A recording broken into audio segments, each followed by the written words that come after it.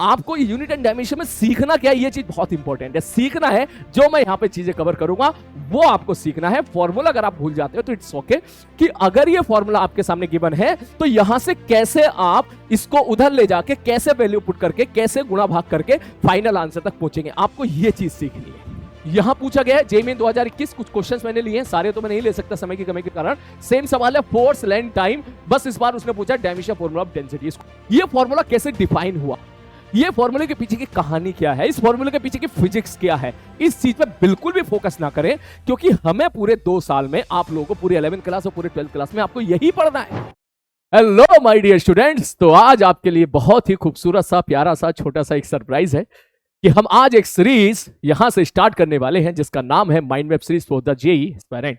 मतलब भैया सीधी सी बात यह है, काफी सारे बच्चों का ये इश्यू होता है, नॉट ओनली काफी सारे, ऑलमोस्ट एवरीवन, कि सर जब हम कोई चैप्टर क्लास में पढ़ते हैं तो जाहिर सी बात है 8 लेक्चर, 9 लेक्चर, 7 लेक्चर में वो चैप्टर समाप्त होता है। ठीक, अब सपोज भाई साहब किसी कोई भी एक चैप्टर उठा ले, वो 8 लेक्चर में से वो समाप्त हुआ, तो क्लास में अप्रोक्सीमेटली हम लोग 15 से 16 घंटे स्पेंड करते हैं।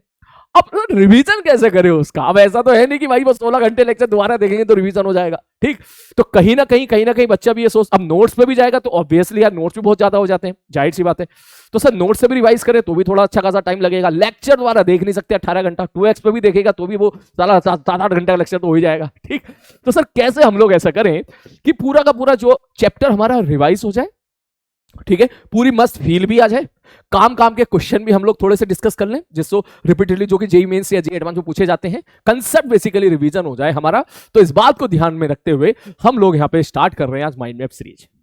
ठीक है, पहले ही बता रहा हूं इस सीरीज का जो टाइम ड्यूरेशन रहेगा वो कम रहेगा, तकरीबन 30 मिनट से लेके 50 मिनट के हेरफेर में रहेगा, डिपेंड्स ऑन द चैप्टर। कभी 30 मिनट भी हो सकता है, कभी 40 भी हो सकता है, कभी 50 भी हो सकता है। ऐसा नहीं रहेगा कि 4-4 घंटा 5-5 घंटा चल रहा है। ठीक, क्योंकि जाहिर सी बात है 4 घंटे का लेक्चर देखना तो वो पूरा ही हो गया ना एक तरीके से। ये एक रिवीजन सीरीज है, आपको ये बात समझनी पड़ेगी कि हम यहाँ पे चैप्टर्स को, कंसेप्ट को, फॉर्मूलेस को जल्दी से क्विकली हम रिवाइज करेंगे ताकि जो बच्चे क्लास में पढ़ रहे हैं उनका बढ़िया सा रिवीजन हो जाए। और यार बात भी अच्छी है, सोच यार 40 मिनट में तो खुद से भले ही ना रिवाइज कर पाएगा पूरा चैप्टर, लेकिन अगर ये सीरीज के थ्रू तूने अगर चैप्टर रिवाइज कर लिया तो इसका मतलब हम सब लोगों की जो है मेहनत है और तेरी जो मेहनत है वो सारी मेहनत क्या हो जाएगी, कामयाब हो जाएगी। ठीक, तो इसमें जो है हम लोग रिवीजन करेंगे, बिल्कुल सही है।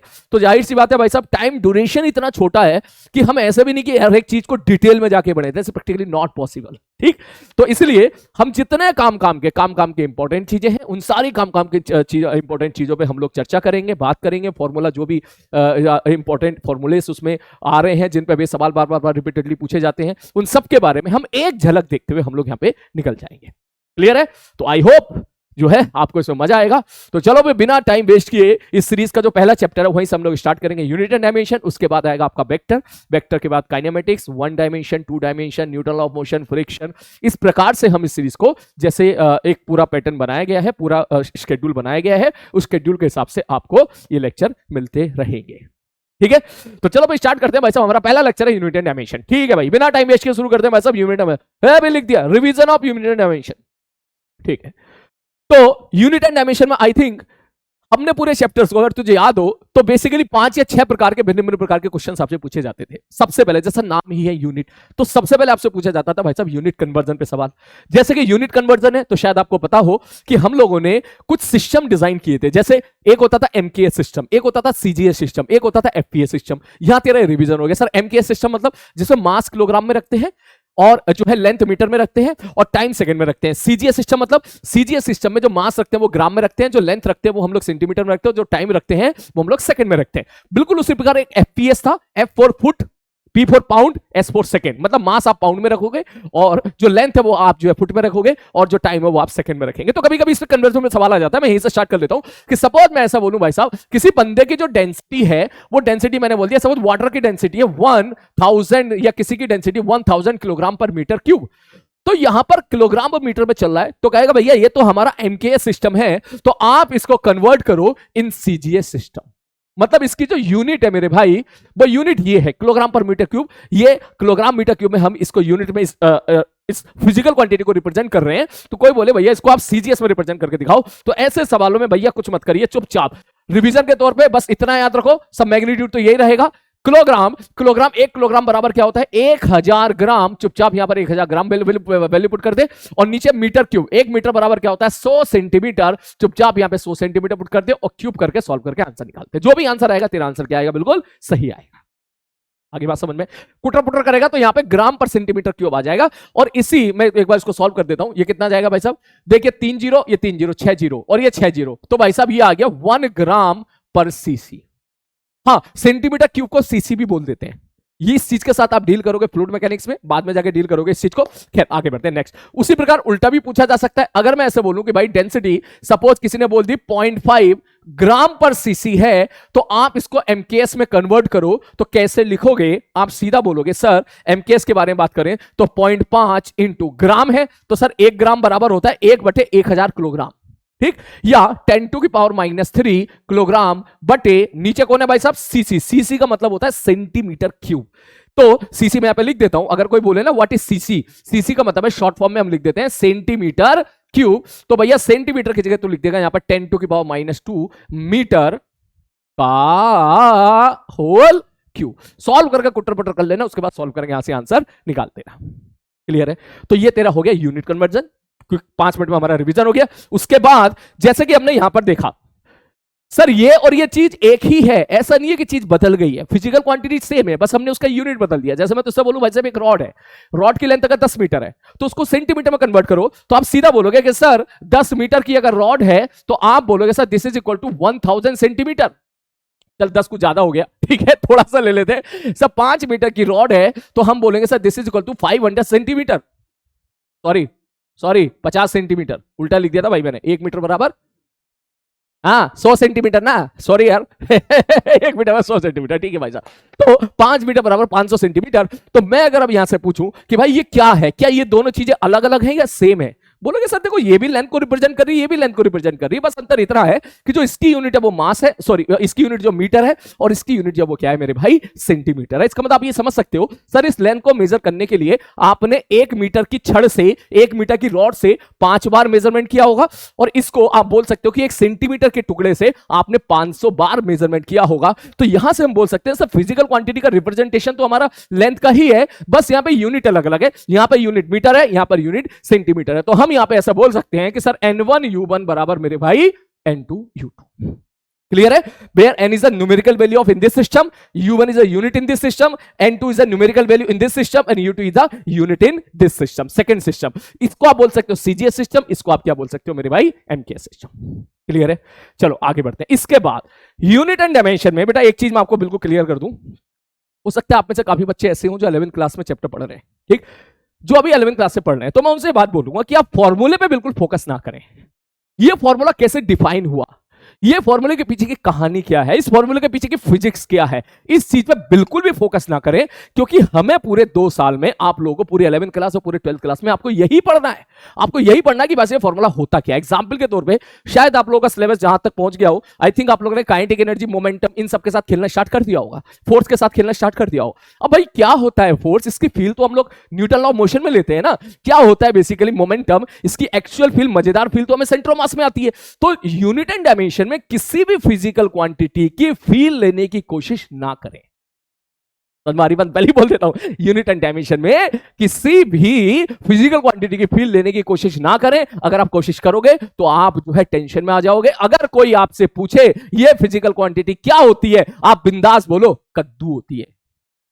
सीधी सी, हमको ना पता क्या होती है, जब पढ़ेंगे तब देखेंगे। एग्जाम्पल के तौर पे जैसे कि अभी आजकल कहीं कहीं किसी किसी क्लास में चैप्टर चल रहा है फ्लूइड, तो फ्लूइड चल रहा है तो वहां जाके हम पढ़ते हैं ना कि कोएफिशिएंट ऑफ विस्कोसिटी बेसिकली होता क्या है। वहां जाके पढ़ते हैं ना कि सरफेस टेंशन क्या होता है, कि भाई साहब ये फ्री सरफेस की प्रॉपर्टी है, ये वाली प्रॉपर्टी है जिससे लिक्विड अपने सरफेस एरिया को मिनिमम करना चाहे। मगर इसकी पूरी फील तो तभी आती है ना जब वो पर्टिकुलर चैप्टर हम लोग पढ़ते हैं। अभी बिल्कुल फील ना ले भैया, अभी अगर हो सके तो फॉर्मूला याद कर लो, और अगर ना हो सके, फॉर्मूला याद नहीं हो रहा तो कोई बात नहीं, आप वो फॉर्मूला देख के आप यूनिट एंड डायमेंशन में जिस प्रकार के सवाल पूछे जाते हैं उस सवाल की आप यहां पे प्रैक्टिस कर लो। क्लियर है? फॉर्मूला अगर आपको याद नहीं है तो कोई दिक्कत नहीं, आराम से याद कर लेना। नहीं करोगे तो कोई बात नहीं, जब आप पूरे चैप्टर पढ़ोगे, जब वो पर्टिकुलर चैप्टर पढ़ोगे तो आपको ऑटोमेटिकली फॉर्मूला याद हो जाएगा। ठीक है।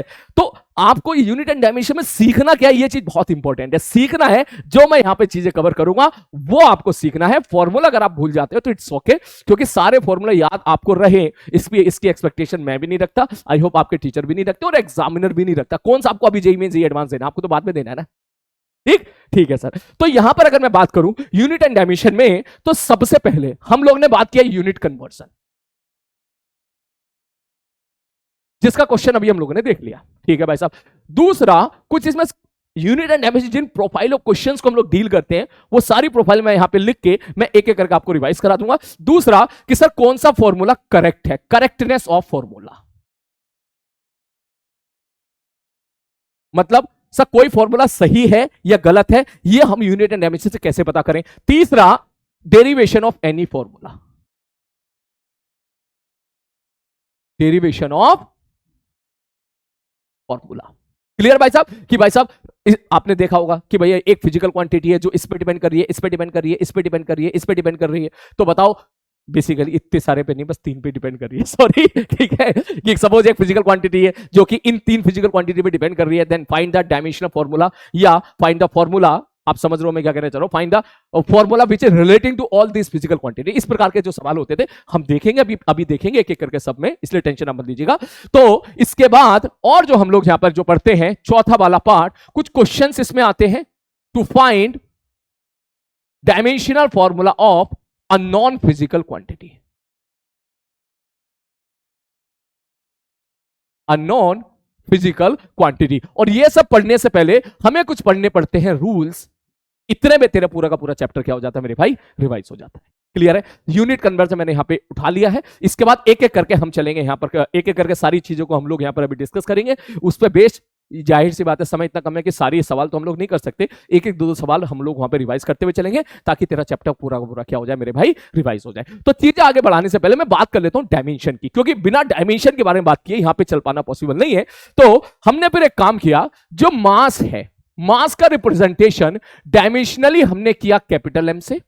हमने बोला कि मास अगर है तो डायमेंशनली हम उसको कैपिटल एम से जो है हम रिप्रेजेंट करेंगे, और जो लेंथ है, लेंथ को हमने रिप्रेजेंट किया कैपिटल एल से, और टाइम को हमने भैया रिप्रेजेंट किया कैपिटल टी से। क्लियर है। बेसिकली सिर्फ एक मिनट, हाँ, तो हमने मास का बोला भाई साहब हम डायमेंशनली इस तरीके से रिप्रेजेंट करेंगे। लेंथ है, लेंथ को हम लोग डायमेंशनली जो है एल से रिप्रेजेंट करेंगे, टाइम को हम लोग डायमेंशनली टी से रिप्रेजेंट करेंगे। आपके 11th क्लास में आपको इन्हीं तीनों के साथ खेलना है, या फिर एक और आ जाएगा जिसका नाम है टेम्परेचर। ठीक, टेम्परेचर जो है, ओके मैं यहां इसको भी लिख देता हूं। टेम्परेचर को अगर डिपेंड्स सिचुएशन के हिसाब से हम लोग जो है कुछ ना बोले तो हम लोग कैसे रिप्रेजेंट करेंगे। आई थिंक आपको एक बेसिक फंडा पता होगा, नहीं तो मैं आपको रिवाइज करा दूं कि हमारे सामने बहुत सारी फिजिकल क्वांटिटीज थी, हम लोगों ने सारी फिजिकल क्वांटिटीज को देखा, और फिर हमने देखने के बाद हमने डिसाइड किया कि there will be 7 fundamental physical quantity, जो मैंने यहां पे लिख दी है, mass, length, time, temperature, amount of substance, electric current and luminous intensity. हमने बोला भाई साहब हमने ये सब मिलजुल कर डिसाइड किया कि भाई ये 7 फंडामेंटल क्वांटिटीज हैं जो आपस में एक दूसरे से इंडिपेंडेंट हैं, ये किसी से मिलके नहीं बने हैं, बाकी सारे के सारे इनसे मिलके बने हैं। बाकी जितनी बची कुछ फंडामेंटल क्वांटिटीज हैं, इन सातों को छोड़कर जो बच गई हमने बोल दिया भाई साहब वो कहीं ना कहीं इनसे ही मिलकर डिराइव की गई हैं, तो उनको हम लोगों ने बोल दिया डिराइव फिजिकल क्वांटिटीज। और ये सातों की जो सात है इसको हम लोगों ने बोला फंडामेंटल फिजिकल क्वांटिटी। मैं एक बार फिर से बोल देता हूं कि फंडामेंटल फिजिकल क्वांटिटी वो फिजिकल क्वांटिटी जो किसी से मिलकर नहीं बने हैं, these are independent to each other, और बाकी सारी फिजिकल क्वांटिटी इससे मिलकर बनी है। ठीक, अब मैंने सारी बातें यहां पे लिख दी है। सपोज मास है, मास की मैं आपसे यूनिट पूछूं तो यूनिट मास की बहुत सारी हो जाएंगी, किलोग्राम भी हो जाएगी, ग्राम भी हो जाएगी, ठीक, और जो है पाउंड भी हो जाएगी, बहुत सारी यूनिट्स हो जाएंगी। लेकिन हम लोग सपोज मैंने यहां पे किलोग्राम लिख दिया सपोज एमकेएस सिस्टम के पॉइंट ऑफ व्यू से, तो मास की यूनिट तो किलोग्राम है, लेकिन डायमेंशनली हम उसको जो है इस तरीके से रिप्रेजेंट करेंगे बॉक्स के अंदर कैपिटल एम लिख के। बिल्कुल उसी प्रकार अगर मैं लेंथ के बारे में बात करूं तो लेंथ की बहुत सारी यूनिट्स आपके सामने, मीटर है, सेंटीमीटर है, डेकामीटर है, आपने पढ़ा होगा, किलोमीटर है, बहुत सारी यूनिट्स आपको जो है लेंथ की देखने के लिए मिलेंगी। लेकिन लेंथ को डायमेंशनली हम लोग रिप्रेजेंट करते हैं यहां पे किससे, एल से, और उसी प्रकार इन सारी फिजिकल क्वांटिटी को किस प्रकार डायमेंशनली रिप्रेजेंट करते हैं वो मैंने तुमको यहां पे लिख के दिखा दिया है। क्लियर है? आई होप ये सारी बातें आपको पता होगी। इसमें एक ध्यान देने वाली बात ये है कि ये जो m है, this is the dimensional formula for the mass and this is the unit of length. दोनों में अंतर है। एक छोटा m है जो मीटर को रिप्रेजेंट कर रहा है, जो कि यूनिट है लेंथ की, और एक कैपिटल m है जो कि मास का डायमेंशनल फॉर्मूला है। खैर आगे बढ़ते हैं। इसके बाद अब क्या है, अब तुम्हारे सामने एक एक करके, आई होप जैसे आप अपने नोट्स रिवाइज करेंगे बहुत सारे फॉर्मूलेस आपके सामने आएंगे। उसमें से कम 4 या 5 फॉर्मूले जो मैं यहां लिखने वाला हूं वो तो आपको पता होना चाहिए। ठीक है, पता हो बहुत अच्छी बात है, आपकी जो है यूनिट डायमेंशन बहुत ही आसान हो जाएगा चैप्टर। और अगर नहीं पता हो तो कम से कम आप उनको एक पेज पे लिख लें, और पेज पे लिख के एटलीस्ट उसकी बार बार प्रैक्टिस करें, क्योंकि ये रिपीटेडली इनका इस्तेमाल होता है। किसका? सपोज जैसे मैं आपसे पूछूं भाई साहब वेलोसिटी, वेलोसिटी बोलो या स्पीड बोलो। स्पीड क्या होती है? Total distance travel upon total time. Velocity होता है total displacement upon total time. मैं आपसे पूछूं भाई साहब इनका डायमेंशन फॉर्मूला बता दो, तो सपोज मैं स्पीड का लिखूं तो आप लिखोगे टोटल डिस्टेंस बटे टोटल टाइम। डिस्टेंस को एल से रिप्रेजेंट करते हैं, टाइम को टी से रिप्रेजेंट करते हैं। दैट मींस इसका डायमेंशन फॉर्मूला हो जाएगा एल टी माइनस 1, और अगर आप इज्जत के साथ लिखना चाहते हो तो एम की पावर 0 एल टी माइनस 1, और बक्से के अंदर अगर अपन इसको प्रॉपर्ली बंद कर दें तो ये बन जाएगा dimension formula for the speed. Similarly for the velocity. इसके बाद आता है हमारे सामने एक्सेलरेशन। एक्सेलरेशन क्या होता है? बेसिकली एक्सेलरेशन आपने शायद अब तक काइनेमेटिक्स में पढ़ लिया होगा। 2 प्रकार के एक्सेलरेशन हम लोगों ने डिफाइन किए थे, एक इंस्टेंटेनियस एक्सेलरेशन और एक एवरेज एक्सेलरेशन। क्या डेफिनेशन होती है काइनेमेटिक्स में देखेंगे। अभी के लिए दोनों का मतलब यही था कि velocity upon time. That means अगर मैं एक्सेलरेशन का आपसे पूछूंगा डायमेंशनल फॉर्मूला बताओ, this is velocity upon time. Velocity होती है lt माइनस 1, टाइम होता है t, तो इसका मतलब एक्सेलरेशन का डायमेंशनल फॉर्मूला हो जाएगा lt माइनस 2। नेक्स्ट मैं अगर पूछूं भाई साहब फोर्स का बता दो, फोर्स का फोर्स क्या होगा, तो आप बोलोगे सर जो फोर्स होता है force F equal to ma। आप सबको शायद याद होगा मास इंटू एक्सेलरेशन, तो मास का dimension formula capital M, acceleration is lt minus 2, तो ये बन गया mlt माइनस 2। उसके बाद अगर आपसे पूछा जाए फोर्स के बाद, बोले सर मोमेंटम बता दो, मोमेंटम का डायमेंशन फॉर्मूला क्या होगा, तो आई थिंक आपको मोमेंटम का फॉर्मूला मालूम हो, नहीं मालूम हो तो मैं गिवन कर दे रहा हूं। मास इंटू वेलोसिटी इसका फॉर्मूला होता है, तो इसका मतलब मोमेंटम का आप अगर लिखेंगे डायमेंशन फॉर्मूला तो mlt माइनस 1। उसी प्रकार अगर मैं आपसे बोलूं कि भाई वर्क का बता दो, जब आप वर्क पावर एनर्जी पढ़ोगे तो वर्क डिफाइन बाय ये फोर्स F, किसी फोर्स F का जब हम लोग वर्क डन डिफाइन करते हैं तो वो होता है फोर्स इंटू डिस्प्लेसमेंट। फोर्स का dimensional formula mlt minus 2 into displacement is length. तो बेसिकली बॉक्स के अंदर अगर मैं इसको बंद कर दूंगा तो ये बन जाएगा ml स्क्वायर t की पावर माइनस 2। देखने की बात यहां पर यह है कि मैं आपसे वर्क का पूछूं, या मैं आपसे काइनेटिक एनर्जी का पूछूं, या मैं आपसे पोटेंशियल एनर्जी का पूछूं, या मैं आपसे हीट एनर्जी का पूछूं, या मैं आपसे टॉर्क का पूछूं। ठीक है, टॉर्क होता है r into F, r cross F होता है बेसिकली। इन सब का जो डायमेंशनल फॉर्मूला आता है वो ml स्क्वायर टी की पावर माइनस 2 आता है। इससे मतलब इससे हमको एक बात पता चली कि सर अलग अलग फिजिकल क्वांटिटी का सेम डायमेंशनल फॉर्मूला हो सकता है। तो ये एक तरीके से लिमिटेशन भी है कि अगर तुम्हारे सामने डायमेंशनल फॉर्मूला गिवन कर दिया तो आप ये बता नहीं सकते कि इसके ये बेसिकली कौन से फिजिकल क्वांटिटी। अगर मैं तुझे बोलूंगा भाई साहब एक फिजिकल क्वांटिटी जिसका dimensional formula ml square T की पावर माइनस 2 है, तो कौन सी होगी? तो बोलेगा सर ये तो बहुत सारी हो सकती है, टॉर्क भी हो सकता है, ठीक सर, ऐसे तो ये भी सर ऐसे तो सर वर्क भी हो सकता है, काइनेटिक एनर्जी भी हो सकता है, पोटेंशियल एनर्जी भी हो सकता है। इन सब का डायमेंशन फॉर्मूला क्या होता है? ml स्क्वायर t माइनस 2 है। तो ये एक लिमिटेशन है। दूसरा लिमिटेशन, डायमेंशन फॉर्मूला देख के हम ये नहीं बता सकते कि भाई साहब फिजिकल क्वांटिटी स्केलर है या वेक्टर है। जैसे कि वर्क तुम्हारा स्केलर होता है लेकिन जो टॉर्क होता है वो एक वेक्टर क्वांटिटी होती है, तो दोनों का ही सेम डायमेंशन फॉर्मूला आ रहा है, इसका मतलब हम यहां पे नहीं बता पा रहे हैं। कम से कम इतना डायमेंशन फॉर्मूला जो है वो आप याद रखें या रफ कॉपी पे लिख के प्रैक्टिस कर लें, वरना एक पेज पे लिख के रखें, क्योंकि इनकी जरूरत बार बार हमारे सामने पड़ती है। तो चैप्टर को आगे बढ़ाते हुए सबसे पहले यहां पे हम बात करते हैं भाई यूनिट कन्वर्जन, जो कि हम लोगों ने देख लिया अभी। दूसरा कि question to find the dimensional formula of unknown physical quantity. जैसे कि इस पे कुछ क्वेश्चंस ले लेते हैं हम लोग यहां पे। जैसे कि मैं आपसे बोलूं क्वेश्चन, भैया F बराबर होता है G m1 m2 by are square. ठीक है सर, ये फोर्स होता है, आपने 9th क्लास में पढ़ा होगा। मैं आपसे पूछूं कि find the dimensional formula of G, find dimensional formula of capital G. तो आप बोलोगे सर जी देखो अगर इसको सॉल्व करोगे ना तो फॉर्मूला निकल के आएगा जी बराबर एफ आर स्क्वायर बटे m1 इंटू m2। अब मुझे अगर यहां पे जी का डायमेंशन फॉर्मूला चाहिए तो आप कुछ मत करो, चुपचाप यहां पर सारी की सारी वैल्यूज पुट कर दो। मतलब बोले जी देखो जी के बारे में अगर आप बात करोगे डायमेंशनल फॉर्मूला के बारे में, तो आप लिखोगे एफ क्या होता है mlt minus 2 into r square, r is the length, l square बटे m इंटू एम, और जैसे ही आप इसको सॉल्व करोगे ये निकल के आ जाएगा m l क्यूब टी की पावर -2 बटे m स्क्वायर, जो कि सॉल्व करके आ जाएगा m -1 l Q into T की पावर -2। बिल्कुल इसी प्रकार अब अगर मैं आपसे कोई से भी किसी फिजिकल क्वांटिटी का डायमेंशन फॉर्मूला अगर आपसे मैं पूछूं तो आपको इसी प्रकार से सॉल्व करना है। वो फिजिकल क्वांटिटी निकालो और निकाल के फिर चुपचाप सारी फिजिकल क्वांटिटी की डायमेंशंस पुट कर दो। जैसे एक सवाल और मैं यहां पे लेता हूं, सपोज मैंने ऐसे बोला कि भैया जो एफ होता है स्टोक्स लॉ के हिसाब से एफ बराबर होता है 6 पाई आर ईटा वी। ठीक, ये हम लोग पढ़ेंगे फ्लूइड मैकेनिक्स में। एफ होता है तेरा एक तरीके से viscous force, 6 pi is a constant, r is the radius, eta is called the coefficient of viscosity, और वी होती है उसकी वेलोसिटी। तो मैं अगर आपसे पूछूं कि भाई ये ईटा क्या होता है, भाड़ में जाए क्या होता है, हमको लेना देना नहीं है, ईटा क्या होता है ये पढ़ेंगे फ्लूइड मैकेनिक्स में। ठीक है, मगर यहां से अगर ईटा का डायमेंशन फॉर्मूला आपसे पूछा जाएगा तो आप लिखोगे एफ बटे 6 पाई आर इंटू वी। मैं पूछूं भैया डायमेंशन फॉर्मूला बताओ, आप बोलोगे एफ का डायमेंशन फॉर्मूला होगा MLT -2 बटे 6, एक कांस्टेंट है, एक नंबर है, पाई भी 22/7 3.14 काइंड, ये भी एक तरीके से नंबर है। आप इस नंबर को एक तरीके मल्टीप्लाई करो किसी से, अगर कोई नंबर किसी से मल्टीप्लाई होता है, नंबर की कोई डायमेंशन नहीं होती है, तो बेसिकली ये पूरा डायमेंशन लेस है। बचा आर, आर की डायमेंशन एल है और वी की डायमेंशन LT -1 है। अगर किसी की डायमेंशन नहीं है तो उसको जीरो पुट मत कर देना, ये मत कर देना भाई साहब इसको जीरो पुट करके इसको इन्फिनिटी बना दे। डायमेंशन नहीं है का मतलब ये है अगर कोई फिजिकल क्वांटिटी सपोज तेरे सामने डायमेंशन लेस आती है तो उसका मतलब है m की पावर 0, l की पावर 0, t की पावर 0, आप उसको 1 लिख सकते हो। डायमेंशन का मतलब होता है, शायद आपने ये चीज पढ़ी हो, मैंने बताया नहीं, सॉरी, डायमेंशन का मतलब होता है पावर। जैसे मैं तुझसे पूछूं ना कि g में मास की पावर कितनी है, -1 है, तो इसका मतलब g में m का डायमेंशन -1 है। मैं तुमसे पूछूं what is the dimension of length in capital G, तो आप बोलोगे सर L की पावर 3 है, तो जो पावर है उसी को हम लोग क्या बोल देते हैं मेरे भाई, डायमेंशन बोल देते हैं। ठीक, बस इसके बाद कुटर पुटर करके सॉल्व करके आप क्या कर सकते हो, आंसर निकाल सकते हो। आपको ये नहीं सीखना है कि G क्या होता है, ईटा क्या होता है, आपको ये सीखना है कि अगर ये फॉर्मूला आपके सामने गिवन है तो यहां से कैसे आप इसको उधर ले जाके कैसे वैल्यू पुट करके कैसे गुणा भाग करके फाइनल आंसर तक पहुंचेंगे। आपको ये चीज सीखनी है। आ रही है बात समझ में? किसी को नोट करना, फटाक से नोट कर लो एकदम से।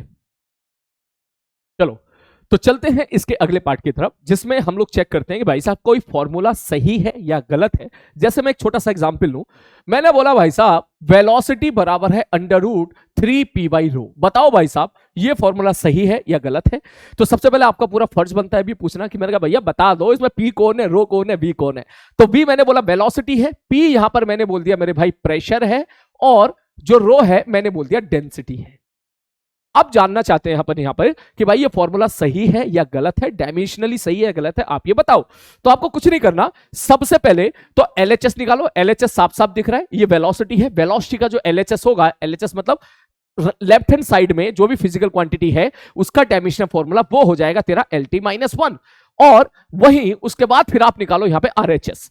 जैसे ही RHS अगर तुम्हारे LHS के बराबर आ गया, इसका मतलब ये फॉर्मूला सही है, क्योंकि अगर इस तरफ वेलोसिटी है तो भाई साहब इस तरफ भी वेलोसिटी का डायमेंशनल फॉर्मूला ही होना चाहिए। मतलब ऐसा थोड़ी ना हो सकता है कि 2 किलोग्राम बराबर 5 मीटर हो जाए। अगर लेफ्ट हैंड साइड किलोग्राम है तो राइट हैंड साइड भी तो किलोग्राम होना चाहिए ना। ये ऐसा थोड़ा ना होता है कि 2 सेकंड बराबर 25 मीटर हो जाए, ये पॉसिबल नहीं है। मतलब लेफ्ट हैंड साइड के डायमेंशन फॉर्मूला और राइट हैंड साइड का डायमेंशन फॉर्मूला आपका क्या होना चाहिए, सेम होना चाहिए। अगर ऐसा है तो given the formula is dimensionally correct, और अगर ऐसा नहीं है तो फॉर्मूला क्या हो जाएगा, आपका गलत हो जाएगा। तो मैं अगर बात करूं यहां पे RHS की, तो ध्यान से देखना, left hand side right hand side के बारे में अगर अपन बात करें तो √3 यहां पर एक कांस्टेंट है, कांस्टेंट नंबर है, नंबर की कोई डायमेंशन नहीं होती है, तो आप इसको यहां पर 1 लिख सकते हो। P बोले तो प्रेशर, प्रेशर होता है फोर्स अपॉन एरिया, जहां पर फोर्स क्या होता है MLT -2, और एरिया आपका हो जाएगा L²।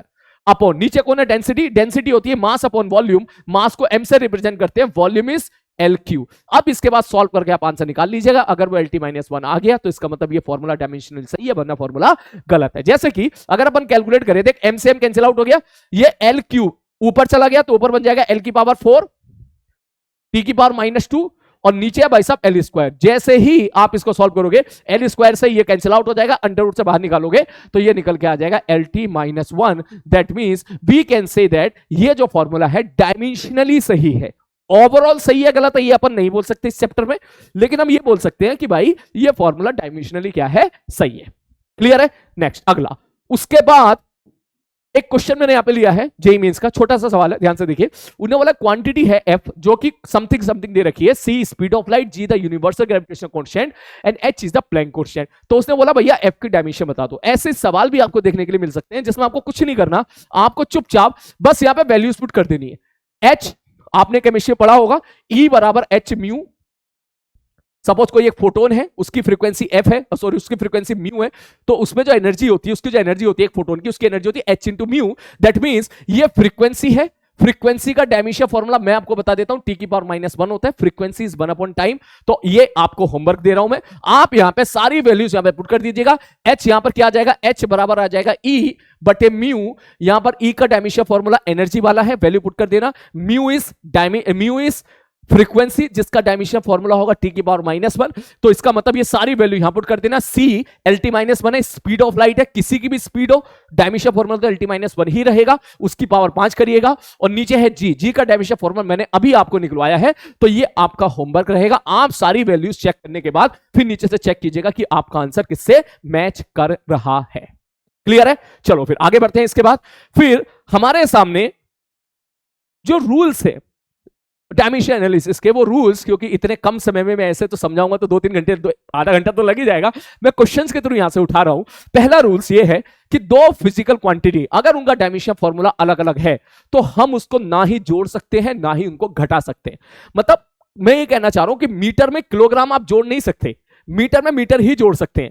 हाँ ये जरूर सही है कि मीटर में जो है आप कुछ भी डिवाइड कर सकते हो, मल्टीप्लीकेशन डिवीजन इज पॉसिबल। जैसे मैं बात करूं स्पीड की, स्पीड क्या होता है, डिस्टेंस अपॉन टाइम।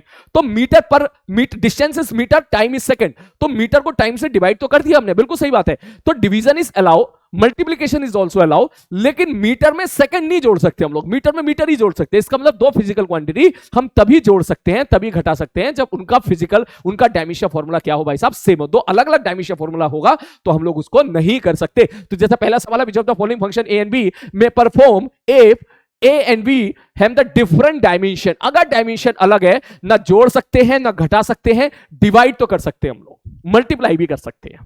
क्लियर है? इसी बात पे एक क्वेश्चन और लिया है मैंने यहां पर कि सपोज एक रिलेशन आपको गिवन है जिसमें बोला गया भाई साहब V बराबर है AT प्लस B बटे T प्लस C डैश। ठीक, उसने बोला कि भाई साहब सबका डायमेंशन फॉर्मूला बता दो A B C। Okay, C dash नहीं है, वो C है। सबका डायमेंशन फॉर्मूला बता दो। ऐसे सवाल जब भी कभी आपके सामने मिले, क्लास में हम लोगों ने बहुत सारे सवाल किए थे। आप एक काम करो, आप सबसे पहले देखो कौन सी फिजिकल क्वांटिटी किसमें जुड़ रही है। जैसे कि आपको यहां पे दिख रहा होगा कि भैया यहां पे जो टाइम है, टाइम में C जुड़ रहा है, T is a time. Time में कौन चीज जोड़ सकते हैं हम लोग, टाइम में टाइम ही जोड़ सकते हो। इसका मतलब जो C होगा वो तुम्हारा टाइम हो जाएगा। तो C का डायमेंशन फॉर्मूला क्या हो जाएगा, T हो जाएगा।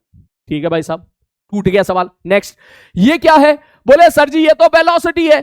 मैंने कहा अगर ये वेलोसिटी है तो इसको भी वेलोसिटी होना पड़ेगा और इसको भी वेलोसिटी होना पड़ेगा, क्योंकि वेलोसिटी में वेलोसिटी जोड़ोगे तो वेलोसिटी ही आएगा। इसके बाद सवाल आपका टूट चुका है। अगर मैं आपसे बोलूं कि भाई ये पूरा क्या है, ये तुम बोलोगे सर ये है तो वेलोसिटी, तो बेसिकली इसका डायमेंशन फॉर्मूला वेलोसिटी के बराबर होगा। तो बी मतलब बी का तो पता ही नहीं हमें। नीचे टाइम प्लस टाइम, टाइम में टाइम जोड़ोगे तो टाइम आएगा। नीचे भाई साहब तो यहां पे टाइम लिख देगा। ये ओवरऑल जो हम लोगों ने एक्सप्रेशन लिखा है गुलाबी गोले के अंदर, ये एक्सप्रेशन बेसिकली वेलोसिटी का डायमेंशनल फॉर्मूला और इसका डायमेंशनल फॉर्मूला दोनों सेम होंगे। दैट मींस आप सीधा इक्वल टू लिख दोगे LT -1। T को उधर ले जाइएगा, सॉल्व करके आंसर निकाल लीजिएगा। आई थिंक बी बराबर यहां से निकल के आ जाएगा। बी का डायमेंशनल फॉर्मूला क्या आ जाएगा भाई साहब, T नहीं भाई L आ जाएगा यहां पर, L।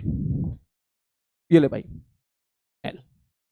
ठीक है, नेक्स्ट आगे बढ़ते हैं। बिल्कुल उसी प्रकार ये पूरा तामझाम जो है, इसका डायमेंशन फॉर्मूला भी LT -1 के बराबर हो जाएगा, क्योंकि ये भी वेलोसिटी है। तो A इंटू T बराबर LT -1। यहां से सॉल्व करके आप A का डायमेंशन फॉर्मूला निकाल सकते हो, जो कि क्या निकल के आ जाएगा, LT -2। खत्म सवाल। तो इस प्रकार हम लोग यहां पे कुछ रूल्स लगाते हैं। मैं सारे रूल्स एक बार रिवाइज करा देता हूं। साइन के अंदर sine theta, cos theta, tan theta, आपको पता होगा। साइन हम किसी एंगल का लेते हैं और एंगल डायमेंशनलेस होता है। साइन के अंदर कुछ भी है वो डायमेंशनलेस होता है। कॉस के अंदर कुछ भी है वो भी डायमेंशनलेस होता है। सारे ट्रिग्नोमेट्रिक फंक्शन के अंदर कुछ भी है वो सब डायमेंशनलेस होते हैं। पहली चीज, लॉग के अंदर कुछ भी होगा वो भी डायमेंशनलेस होगा। लॉग के बेस में कुछ भी होगा वो भी डायमेंशनलेस होगा। ई की पावर में कुछ भी होगा वो भी डायमेंशनलेस होगा। ये सारे रूल्स आप लोगों ने पहले के पहले पढ़ रखे हैं। नेक्स्ट, क्योंकि ये सब मैथमेटिकल टर्म्स है। मैं अगर बोलूं सर साइन थीटा अगर लिखा है तो थीटा को डायमेंशनलेस होना पड़ेगा। क्यों? क्योंकि सर साइन थीटा मतलब थीटा इज ए एंगल, और एंगल क्या होता है? डायमेंशनलेस होता है। दूसरी चीज, अगर सपोज पूरा का पूरा स्टेटमेंट निकल के आता है, कोई अगर बोले यहां पर कि सर y बराबर सपोज मैं लिख देता हूं साइन x, तो मेरे भाई x तो डायमेंशनलेस है ही, यहां पर ये पूरा टर्म भी डायमेंशनलेस हो जाएगा, क्योंकि sine x is a number between -1 to +1। ठीक, तो उसी प्रकार cos x हो गया, उसी प्रकार tan x हो गया, सबकी अपनी अपनी रेंज है, तो वो है तो एक तरीके से एक नंबर ही ना। तो इसलिए जितने भी ट्रिग्नोमेट्रिक फंक्शंस हैं, e की पावर समथिंग हो जाए, लॉग के अंदर कुछ भी हो जाए, वो सारी लॉग किसी नंबर का लेते हैं हम लोग, आई होप आपको पता होगा। तो इसका मतलब ये सारे के सारे क्या होते हैं? डायमेंशनलेस होते हैं। मतलब कल को आपके सामने ऐसा सवाल दे दिया जाए कि भाई साहब p बराबर p नॉट e की power minus alpha t square है, then find the dimension formula of alpha, तो आप बोलोगे सर e की पावर में जो कुछ भी है ना, ये पूरा का पूरा क्या हो जाएगा? डायमेंशनलेस हो जाएगा। That means alpha into T square की वैल्यू आप 1 के बराबर करोगे, अल्फा टी स्क्वायर मतलब टी स्क्वायर बराबर 1, तो अल्फा बराबर आ जाएगा टी की पावर -2। यहां -1 इज ए नंबर, यहां आप सोचोगे सर आपने माइनस को भुला दिया, भाई ये माइनस है, इसका मतलब -1 है ना, एक तरीके से -1 का इससे मल्टीप्लाई कर रहे हो, तो -1 इज ऑल्सो ए नंबर। तो किसी नंबर का अगर मल्टीप्लीकेशन होता है तो वो क्या होता है मेरे भाई? डायमेंशनलेस होता है। खैर, इसके बाद अब हम चलते हैं नई प्रोफाइल ऑफ क्वेश्चन की तरफ। जैसे कि एक सवाल ये है, ये आपका होमवर्क रहेगा, आई थिंक बड़े प्यार से आप ये क्वेश्चन कर सकते हो। कैसे? बोले सर जी देखो साइन dt ये पूरा डायमेंशनलेस होगा, तो इसका मतलब dt बराबर 1, इसका मतलब d बराबर आ जाएगा t की पावर -1। उसी प्रकार bx को 1 करोगे तो v बराबर आ जाएगा l की पावर -1। यहां अगर ये फोर्स है तो ये पूरा फोर्स हो जाएगा, और ये एक नंबर है, इसका मतलब जो c का डायमेंशन फॉर्मूला होगा वो फोर्स के बराबर हो जाएगा। उसी प्रकार a का जो डायमेंशन फॉर्मूला होगा वो भी तेरा फोर्स के बराबर हो जाएगा। किसी भी सवाल में इस तरह के सवाल हैं, इसी तरीके से तोड़ा जाता है। मैं एक बार फिर से बोल देता हूं, ये साइन dt ये एक नंबर है, इसको दिमाग से निकाल दे, बचा कौन? c। तो इसका मतलब जो c है वो अगर ये फोर्स है तो c c को ही फोर्स ही होना पड़ेगा, जाहिर सी बात है। क्लियर है? नेक्स्ट अगला टर्म। नेक्स्ट अब अगर कुछ नई प्रोफाइल ऑफ क्वेश्चन की तरफ चलते हैं, जिसमें हम लोग देखते हैं किस प्रकार से हम फॉर्मूला डिराइव करते हैं। जैसे एक क्वेश्चन मैंने तेरे सामने लिया है, क्वेश्चन में ये लिया है, ऐसे क्वेश्चंस आप लोगों ने खूब प्रैक्टिस किए होंगे, मैं इसका रिवीजन करा देता हूं। The time period of A spring mass system depends on mass, spring constant and length, find the relation between them. तो पहली बात तो फील नहीं लेनी, गलती से भी फील लेने की कोशिश मत करना, तू जहां फील लेगा वहीं निपट जाएगा, ठीक है? क्योंकि ये कैसे निकालते हैं ये पढ़ेंगे हम सिंपल हार्मोनिक मोशन में बढ़िया तरीके से, जहां सारे फोर्सेस पढ़ेंगे, mg ऐसा लग रहा है, स्प्रिंग फोर्स ऐसा लग रहा है, स्प्रिंग कांस्टेंट ऐसा है। आई थिंक काफी बच्चे समझ में गए होंगे जिन लोगों ने न्यूटन लॉ ऑफ मोशन पढ़ लिया है कि स्प्रिंग कांस्टेंट क्या होता है, अब उन्हें समझ में आया होगा। यूनिट एंड डायमेंशन में तो समझ में नहीं आता था वहां पर, तो इसलिए ऐसे सवालों की फील ना ले, मैथमेटिकली चले। मतलब बोले वो कहना चाह रहा है टाइम पीरियड है, बट डिपेंड कर रहा है, किस पर डिपेंड कर रहा है? मास पर, ठीक है भाई साहब, और किस पर कर रहा है? Spring constant. तो मास पे तो डिपेंड कर रहा है, लेकिन मास की पावर पता नहीं है हमें, तो हमने फिर एक काम किया, मान लो मास की पावर a है, स्प्रिंग कांस्टेंट k पे डिपेंड कर रहा है, k की पावर b है, और लेंथ पे डिपेंड कर रहा है, लेंथ की पावर c है। ठीक है भाई साहब, अब जैसे ही मैं इसको हटाऊंगा एक कांस्टेंट निकल के आएगा, जिसको मैं k डैश लिख देता हूं, m की पावर a, k की पावर b, l की पावर c। ये जो k डैश है ये डायमेंशनलेस होना चाहिए, तभी हम लोग पूरे तरीके से इस क्वेश्चन को सॉल्व कर पाएंगे। अगर ये डायमेंशन वाला है तो हम लोग ऐसे क्वेश्चन सॉल्व नहीं कर पाएंगे, ये limitation of the dimension analysis भी है, पहली चीज। अब इसके बाद क्योंकि ये कहानी इसने समझाई है, मैंने लिख दी, इसके बाद ये कहानी मैंने लिख दी। अब मुझे यहां पर ABC निकालना है, और ABC निकालने का तरीका है LHS RHS सॉल्व करो और इक्वेट कर दो। मतलब सर अगर यहां LHS के बारे में बात करूं तो आप लिख सकते हो सर लेफ्ट हैंड साइड में है टाइम पीरियड, और टाइम पीरियड का डायमेंशनल होता है m की पावर 0, l की पावर 0, t की पावर 1। मैं अगर बात करूं RHS की, तो अगर तुम RHS का डायमेंशन फॉर्मूला निकालने जाओगे तो आप सीधा बोलोगे कैसे कि सर जी देखो ये क्या है, k तो डायमेंशनलेस है, भूल जाओ इसको। m क्या है? मास, मास को रिप्रेजेंट करते हैं हम m से की पावर a। k क्या है? Spring constant. हमको स्प्रिंग कांस्टेंट नहीं पता क्या होता, लेकिन सवाल बड़ा शरीफ वाला है, इसने स्प्रिंग कांस्टेंट की वैल्यू दे दी, इन्हें बता दिया स्प्रिंग कांस्टेंट होता है फोर्स अपॉन लेंथ। तो इसका डायमेंशन फॉर्मूला मैं लिख देता हूं, फोर्स अपॉन लेंथ mlt -2 बटे लेंथ l, इसकी पावर, ये लेंथ नीचे रख दी मैंने, इसकी पावर b इंटू एल की पावर c। सबको बटोर लो। मैं थोड़ा पहला क्वेश्चन है आपको सॉल्व करके दिखा देता हूं। एल से एल कैंसिल आउट हो गया, m की पावर आएगा a, यहां से आएगा a प्लस b, l की पावर तेरा हो जाएगा c, और t की पावर तेरा हो जाएगा -2b। This is equal to sir m की पावर 0, l की पावर 0, t की पावर 1। अब इसके बाद कंपेयर करो, जैसे कंपेयर करोगे तुम्हें दिखेगा भैया c की वैल्यू तो 0 है, देख ले, एल की पावर 0, एल की पावर सी, तो सी तेरा 0 आ गया। दूसरा, सब -2b बराबर 1 निकल के आ जाएगा, तो b बराबर आ जाएगा -12 और a प्लस b बराबर तेरा हो जाएगा 0। इसका मतलब a बराबर तेरा निकल के आ जाएगा हाफ। तो यहां से इसका झूठ भी पकड़ा गया। कौन सा झूठ? ये भाई साहब कह रहे हैं, ये भाई साहब ये कह रहे हैं कि भाई साहब ये जो है ना लेंथ पे भी डिपेंड कर रहा है। देख, लेंथ ऑफ द स्प्रिंग पे भी डिपेंड कर रहा है। इनका झूठ पकड़ा गया, लेंथ पे डिपेंड नहीं कर रहा है क्योंकि सी की वैल्यू के आगे यहां पे 0 आ गई है। इसके बाद आई थिंक आप फॉर्मूला लिख सकते हो, बड़े प्यार से आप फॉर्मूला लिखोगे कि सर टी बराबर आ गया k डैश m की पावर a।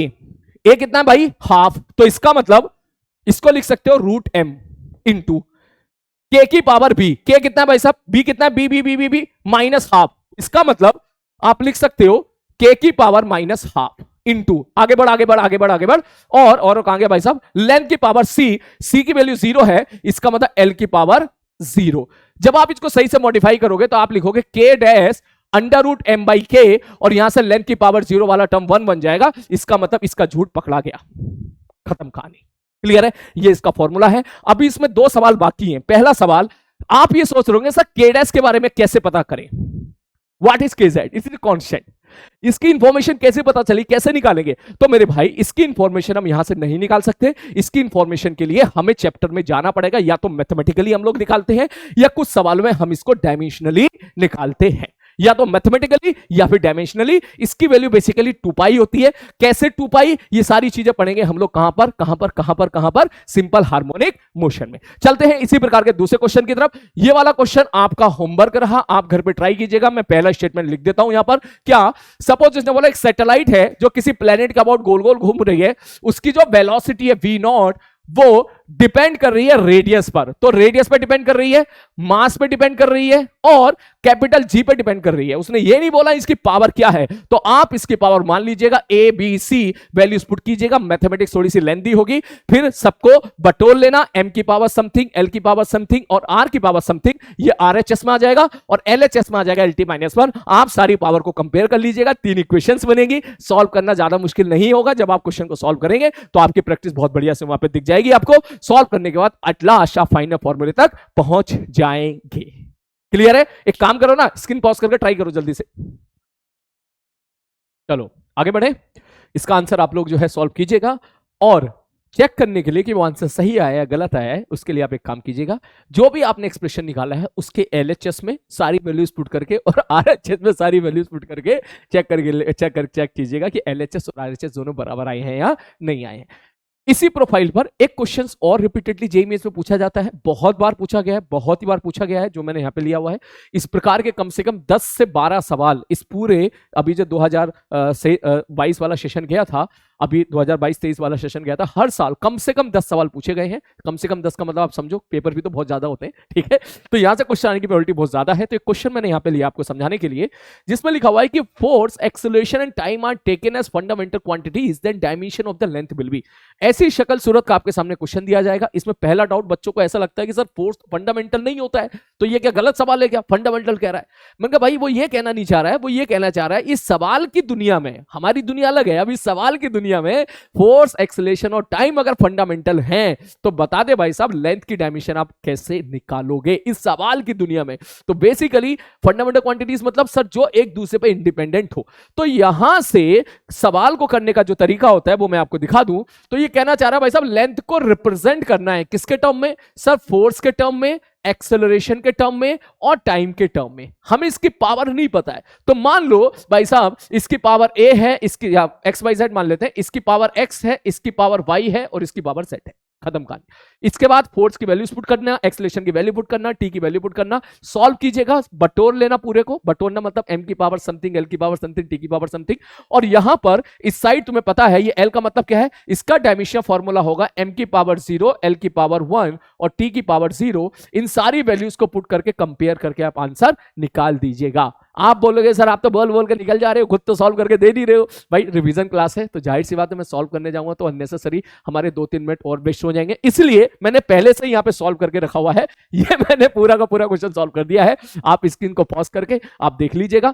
एल बराबर वही शेप में मैंने लिख दिया, यहाँ पर एफ की वैल्यू पुट की, ए का डायमेंशन फॉर्मूला पुट किया, टी का डायमेंशन फॉर्मूला पुट किया, सबको बटोर लिया, कंपेयर किया, तो यहाँ एक्स की वैल्यू 0 निकल के आ गई, एक्स प्लस वाई की वैल्यू 1 आनी है, तो एक्स प्लस वाई बराबर 1, दैट मींस एक्स की वैल्यू जैसे ही 0 पुट करेगा वाई की वैल्यू 1 आ जाएगी, और ये पूरा टर्म 0 के बराबर होगा। एक्स की वैल्यू 0 पुट कर दी, वाई की वैल्यू 1 पुट कर दी, तो जेड की वैल्यू हमारी 2 निकल के आ गई। जैसे ही सॉल्व किया एल का डायमेंशन फॉर्मूला तुम्हारा इस सवाल के हिसाब से निकल के आ गया, एक्सेलरेशन की पावर 1, टी की पावर 2, फोर्स की पावर 0, तो इसका मतलब सवाल आपका यहीं पे सॉल्व हो गया। क्लियर है? तो यहां से जो आपका आंसर मैच करेगा वो आंसर मैच कर जाएगा डी ऑप्शन। इस सवाल को करने का एक और तरीका है, वो है ऑप्शन एलिमिनेटिंग वाला मेथड। आप सारे ऑप्शन को एलिमिनेट करके एक एक करके चेक कर सकते हैं। जैसे अगर सपोज मैं ए ऑप्शन के बारे में बात करूं तो मैं यहां पे लिखता हूं एफ टी स्क्वायर, अगर ये सही आंसर है तो इसका मतलब इसका डायमेंशनल फॉर्मूला लेंथ जाना चाहिए। ठीक, तो आप चेक करते हैं एफ क्या होता है। सर एफ होता है एम एल टी माइनस 2 और टी स्क्वायर मतलब टी स्क्वायर, इससे कैंसिल आउट हो गया तो ये निकल के आ गया एम इंटू एल। मतलब ए ऑप्शन का dimensional formula M into L आ रहा है, जबकि आना क्या चाहिए था, लेंथ आना चाहिए था, तो तुम्हारा ए ऑप्शन क्या हो जाएगा मेरे भाई, गलत हो जाएगा। तो ऑप्शन एलिमिनेटिंग से भी आप कर सकते हो। जो बच्चे नीट वाले बच्चे यहां पर देख रहे हैं उनके लिए तो मैं बोलूंगा ऑप्शन एलिमिनेटिंग ही अच्छा मेथड है, क्योंकि उससे आप तुरंत जल्दी जल्दी चेक कर लोगे। लेकिन जो जे मेंस और जे एडवांस वाले बच्चे अगर यहां पे देख रहे हैं तो मैं उनसे बोलूंगा आप दोनों मेथड सीखो, क्योंकि कभी कभी इंटीजर टाइप में सवाल पूछ लिया जाता है कि फाइंड द, सपोज वो ऐसे बोलेगा सर इसका डायमेंशनल फॉर्मूला हम ऐसे रिप्रेजेंट कर रहे हैं, एफ की पावर एक्स, ए की पावर वाई, जेड की पावर जेड, सॉरी यहां पे तीसरा कौन सा था भाई, टी की पावर जेड। वो ऐसा क्वेश्चन देके पूछ लेगा कि find the value of x plus y plus z. तो इन दैट केस अगर ऐसे सवाल पूछे जाएंगे तो आपको सॉल्व करके एक्स बाई जेड की स्पेसिफिक पर्टिकुलर वैल्यू आपको पता होनी चाहिए। पता होगी तभी तो आप बोल पाओगे कि एक्स की वैल्यू 0 मिली, वाई की वैल्यू 1 मिली, जेड की वैल्यू 2 मिली, तब इंटीजर टाइप में सवाल बनकर तैयार हो जाएगा और 3 आप वहां पे टिक करके आगे बढ़ोगे। इसलिए दोनों मेथड आप लोग सीखो, यहां पर पता नहीं कौन सा कहां इस्तेमाल हो जाए। एलिमिनेटिंग मेथड से आप ये चेक भी कर सकते हैं, ए टी स्क्वायर को अगर आप सॉल्व करोगे तो एक्सेलरेशन एल टी माइनस 2 होता है, और टी स्क्वायर तो टी स्क्वायर है, ये कैंसिल आउट होकर क्या निकल के आ गया, लेंथ के बराबर आ गया। क्लियर है? सेम सवाल ध्यान से देखना, यहां पूछा गया है जेईई 2021, कुछ क्वेश्चंस मैंने लिए हैं, सारे तो मैं नहीं ले सकता समय की कमी के कारण। सेम सवाल है फोर्स, लेंथ, टाइम, बस इस बार उसने पूछा डायमेंशन फॉर्मूला ऑफ डेंसिटी। इसको आप सॉल्व कीजिएगा, इसका आंसर मैंने टिक कर दिया है यहां पर। नेक्स्ट, उसी प्रकार एक सवाल और पूछा गया है, टाइम, वेलोसिटी, एंगुलर मोमेंटम आप taken as the fundamental unit then dimension formula of mass m। Statement आपका वही होगा, m बराबर t की पावर x, v की पावर y और l की पावर z। यहां पर l एंगुलर मोमेंटम है जिसका यहां पे मैंने फॉर्मूला लिख दिया है। आप उसी प्रकार इस क्वेश्चन को सॉल्व कीजिएगा, आंसर अपना मैच कराइएगा। नेक्स्ट, एक क्वेश्चन और मैंने ऐसे लिख दिया है, थोड़ी कैलकुलेटिव क्वेश्चन रहेगा, ये आपका होमवर्क है। जितने क्वेश्चन मैं सॉल्व नहीं कर रहा हूं वो सारे क्वेश्चन आपके क्या है मेरे भाई, होमवर्क है। अब चलते हैं एक दूसरे प्रोफाइल ऑफ क्वेश्चन की तरफ जिसमें हम लोग यूनिट कन्वर्ट करते हैं। जैसे कि मैंने क्वेश्चन यहां पे ले लिया है, ठीक, उन्होंने बोला in a particular system the unit of length, mass and time are इतना इतना इतना respectively, then unit of force बता दो कितना होगा। ऐसे सवालों में ध्यान से देखिएगा किस तरीके से क्वेश्चन सॉल्व किए जाते हैं। सर यूनिट ऑफ फोर्स होता है, फोर्स का डायमेंशनल फॉर्मूला होता है mlt माइनस 2। ठीक है भाई साहब, तो अगर आपसे पूछा जाए कि what is the value of unit of force in new system, इस नए सिस्टम में बता दो, कैसे आप निकालोगे? तो सवाल को करने का तरीका यह होता है, जहां पर डायमेंशन फॉर्मूला में m है, फोर्स का डायमेंशन फॉर्मूला mlt माइनस 2 है, m इज द मास, आप यहां पे वैल्यूज पुट कर दो। ये सवाल भी p/q ही है, ये सवाल भी p/q ही है, मैं लिखना भूल गया कौन से साल में आया था। तो यहां पर m मास है, तो चेक करो भाई साहब मास उसने कितना दे रखा है। उन्होंने बोला मास 10 ग्राम है, तो इसका मतलब चुपचाप यहां पे वैल्यू पुट कर दो 10 ग्राम इनटू लेंथ। लेंथ कितना दिया उसने? लेंथ उसने बोला 10 सेंटीमीटर, लिख दे भाई साहब 10 सेंटीमीटर इनटू टी की पावर माइनस 2 है तो अपॉन में आ जाएगा टी स्क्वायर, 0.1 सेकेंड का होल स्क्वायर। जैसे आप इसको सॉल्व करोगे तो देखो 10 दशमलव हटा के 2 जीरो ऊपर चले जाएंगे, इधर निकल के आ जाएगा ग्राम सेंटीमीटर पर सेकेंड स्क्वायर। अगर आपको दिखाई दे रहा हो, ये बेसिकली फोर्स की यूनिट आ गई है सीजीएस सिस्टम में, जिसको हम लोग बोलते हैं डायन, चुड़ैल। ठीक, जिसको हम लोग क्या बोलते हैं, डायन। और आई होप आपको ये बात पता होगी कि 1 न्यूटन बराबर होता है 10 टू की पावर 5 डायन। ये आपने क्लास में पढ़ा होगा कन्वर्सन में। दैट मींस आप सीधा लिखोगे सर ये 10 टू की पावर 4 डायन। दैट मींस आप लिख सकते हो सर 10 टू की पावर 4 डायन बराबर 1/10 न्यूटन। तो इसका मतलब आपका फाइनल आंसर आ जाएगा 0.1 Newton. That means A option will be the answer. Clear है? 1 मिनट और लेता हूं मैं सवाल कराने के लिए इस टाइप का। सपोज मैं ऐसा बोलूं, इन ए न्यू सिस्टम, चल स्क्रीन पॉज करके लिखता हूं, रुक जा। हाँ भैया, ये मैंने समय बचाने के लिए लिख दिया है। तो सपोज आपको बोला गया कि किसी नए सिस्टम में 1 यूनिट ऑफ मास इतना है, 1 यूनिट ऑफ टाइम इतना है, 1 यूनिट ऑफ लेंथ इतना है, then find the 1 unit of force. तरीका ये होता है, फोर्स का डायमेंशन फॉर्मूला होता है mLT-2। आप चुपचाप ही सारी वैल्यू पुट करते चले जाओ। मतलब आप सीधा बोलो, m बोले तो मास है भाई साहब 10 किलोग्राम, लेंथ है भाई साहब 20 मीटर, और नीचे कौन है, टाइम का स्क्वायर, और टाइम कितना है भाई साहब 5 सेकेंड, इसका स्क्वायर।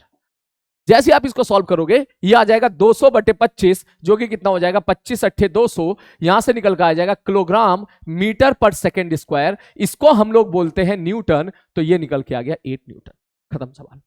क्लियर है? मुझसे कोई कैलकुलेशन मिस्टेक अगर हो जाए उसको इग्नोर करना, कंसेप्ट को समझने की कोशिश करना। ठीक, ऐसे इस तरह के सवाल किए जाते हैं, रिपीटेडली ये सवाल पूछे गए हैं एग्जामिनेशन में। अब जैसे मैं तुझसे 1 यूनिट ऑफ एनर्जी बताओ, तो 1 यूनिट ऑफ एनर्जी का डायमेंशन फॉर्मूला क्या होता है, mL²T-2। तो चुपचाप वैल्यू पुट कर दो, m कितना है 10 किलोग्राम, L स्क्वायर लेंथ कितना है 20 मीटर का स्क्वायर, बटे T⁻² इंटू T⁻², नीचे जाएगा T² बन जाएगा, मतलब 5 सेकेंड का होल स्क्वायर। जैसे आप इसको सॉल्व करके जो भी आंसर आएगा that in the form of joule आपका आंसर निकल के आ जाएगा। तो ऐसे क्वेश्चन यहां पर पूछे जाते रहे हैं। चलते हैं कुछ और क्वेश्चन की तरफ। जैसे कि जे मींस का क्वेश्चन ये दिया गया है कि amount of solar energy receive on the earth surface per unit area per unit time is defined as solar constant, that dimension formula of the solar constant. अब भैया सोलर कांस्टेंट क्या होता है ये तो ना पता हमको, ये तो हम पढ़ेंगे रेडिएशन वाले चैप्टर में, हीट वाले चैप्टर में, ट्रांसफर ऑफ जब हीट ट्रांसफर वाले में। मगर डेफिनेशन से हमें ये समझ में आ रहा है कि सर सोलर कांस्टेंट अगर आप लिखने के बारे में बात करो तो ये कह रहा है sir it is the amount of energy. मतलब एनर्जी बोले तो mL²T-2, एनर्जी पर यूनिट एरिया, पर यूनिट मतलब अपॉन, पर यूनिट एरिया बोले तो L², ठीक, पर यूनिट टाइम बोले तो अपॉन टाइम मतलब T। चुपचाप सॉल्व कर लेना, सॉल्व करके आंसर आ जाएगा। नेक्स्ट कुछ क्वेश्चंस और देख लेते हैं। जैसे कि कभी कभी इतने सिंपल सवाल भी पूछे गए जेईई मेंस में, जेईई एडवांस में भी पूछे गए हैं ऐसे क्वेश्चंस। क्या बोले सर ये बता दो मैच द कॉलम, आप देखते के साथ ही बता दोगे। आपको सबसे पहले याद रहता है टेंशन एक फोर्स है mLT-2। टॉर्क अभी थोड़ी देर पहले मैंने बताया था, टॉर्क होता है R क्रॉस F या R इंटू F, इसका डायमेंशन फॉर्मूला होता है mL²T-2। इतना भी तुझे याद रहा तो इतने से तो ऑप्शन मैच करा लेगा, इसका ऑप्शन ए वाला ऑप्शन तेरा ही बार मैच कर जाएगा। इसी तर्ज पर और क्वेश्चन, जैसे कि कुछ क्वेश्चन मैंने यहां पर ये ले लिए हैं। उसने बोला भाई एक वंडर वाली इक्वेशन है, हमें ना पता क्या होती है वंडर वाली इक्वेशन, हमने ना पढ़ा, फिजिक्स में तो बिल्कुल नहीं पढ़ा, ठीक है कोई बात नहीं चलने दे। उन्होंने बोला समथिंग दे रखा है, P is the pressure, V is the volume और R is the universal gas constant, T is the temperature, ratio of constant of A/B dimensionally will be equal to. तो हम वो फंडा भी अपनाएंगे जो मैंने भी थोड़ी देर पहले रिवाइज कराया था कि सर ये प्रेशर है, प्रेशर में कुछ जोड़ रहे हो, प्रेशर में कुछ जोड़ रहे हो तो प्रेशर में प्रेशर ही जोड़ सकते हो आप। तो अगर ये प्रेशर है तो ये भी प्रेशर ही होगा, मतलब A/V² का डायमेंशनल फॉर्मूला प्रेशर के बराबर ही होगा। इसका मतलब सर A का dimensional formula P into B² के बराबर होगा। बिल्कुल उसी प्रकार यहां पर ये वॉल्यूम है, ये B है, वॉल्यूम में से वॉल्यूम ही घटा सकते हो, वॉल्यूम में से कुछ और नहीं घटा सकते। इसका मतलब B का डायमेंशनल फॉर्मूला भी वॉल्यूम के बराबर होगा। उसने पूछा A/B का रेशियो बता दो, जैसे ही हम इसको डिवाइड मारेंगे वॉल्यूम से वॉल्यूम कैंसिल आउट हो जाएगा, आंसर निकल जाएगा P into V। That means C option will be the correct answer. I hope तुम्हें चीज समझ में आई होगी किस प्रकार ऐसे क्वेश्चंस करते हैं। कभी कभी इतने सिंपल सवाल भी पूछे गए हैं जेईई मेंस में, इंक्लूडिंग जेईई एडवांस ऑल्सो। जैसे सवाल के बारे में बात करूं तो तुम्हें इतना तो पता होगा ना कि लीनियर मोमेंटम होता है मास इंटू वेलोसिटी, ठीक, मास इंटू वेलोसिटी मतलब mLT-1। इसका मतलब इसका जो ऑप्शन है वो तेरा मैच कर गया पहला ऑप्शन, मतलब सर डी का पहला जाना है, ये हो सकता है, ये हो सकता है, ये नहीं हो सकता, ये हो सकता है। फिर सर काइनेटिक एनर्जी हमें पता है, काइनेटिक एनर्जी होती है ½ mv², सॉल्व करेंगे mL²T-2 आएगा। इसका मतलब इसका थर्ड ऑप्शन मैच कर रहा है, तो इसका मतलब बी का थर्ड ऑप्शन, ये गलत, ये हो सकता है, ये गलत, ये गलत, तो ऑप्शन मैच कर गया बी। इतने सिंपल सिंपल सवाल भी यहां से पूछे गए हैं। इस प्रकार से हम उन क्वेश्चन को डील करते हैं। बच्चा इलेक्ट्रिक पोटेंशियल वगैरह जब आप 12th की फिजिक्स आप पढ़ लोगे तब आप ऐसे क्वेश्चंस को बहुत अच्छे तरीके से सॉल्व कर पाओगे। नेक्स्ट, उसी प्रकार एक अच्छा क्वेश्चन और लिया मैंने, थोड़ा सा टफ लेवल का क्वेश्चन है ये, थोड़ा सा टफ है हल्का सा। उन्होंने बोला भाई स्क्रीन को पॉज करें, मैं किनारे हो रहा हूं, ठीक है। उन्होंने बोला पूरा तामझाम दे रखा है, अल्फा और बीटा का डायमेंशन फॉर्मूला बता दो। तो ध्यान से देखने वाली बात यह है कि ई की पावर में यहां पे ले रखा है minus beta X square by के टी। ये पूरा का पूरा टर्म मेरे भाई ये होता है डायमेंशनलेस। उसने अल्फा का डायमेंशन फॉर्मूला पूछा है, तो अगर मैं ई की पावर में जो भी समथिंग है उसको 1 के बराबर कर दूंगा तो मुझे यहां से बीटा का डायमेंशन फॉर्मूला निकल के आ जाएगा। क्यों सर? एक्स लेंथ है वो दे रखा है, टी टेम्परेचर है हमको पता है, के बोल्ट्जमैन कांस्टेंट है जो मैंने अभी यहां पे लिख दिया है। बोल्ट्जमैन कांस्टेंट का डायमेंशन फॉर्मूला ये होता है, ये मैंने अभी लिख दिया है। थर्मोडायनेमिक्स में हम इसको बोल्ट्जमैन कांस्टेंट को बहुत अच्छे से पढ़ेंगे, हो सकता है आपने केमिस्ट्री में पढ़ भी लिया हो अब तक। तो तुम्हें यहां पर बीटा का डायमेंशन फॉर्मूला अगर मैं आपसे पूछता कि भाई बीटा का डायमेंशन फॉर्मूला बता दे, तो बोलेगा पूरे तामझाम को इसको 1 के बराबर कर दो, डायमेंशनलेस कर दो। यहां पे वैल्यू पुट करो, इसकी वैल्यू पुट करो, इसकी वैल्यू पुट करो, कुटर पुटर करो, माइनस भूल जाओ क्योंकि माइनस मल्टीप्लिकेशन में आप इसको इग्नोर कर दो, बीटा निकल के आ जाएगा। मैंने कहा ठीक है बीटा निकल के आ गया। अब बोले सर अगर बीटा निकल के आ गया तो यहां पे W बराबर है alpha square into beta into E की power minus beta X square बटे के टी। जैसे मैंने थोड़ी देर पहले मेरे भाई बोला था, ये पूरा का पूरा एक नंबर है, ये पूरा का पूरा एक नंबर है, ये पूरा का पूरा डायमेंशनलेस है।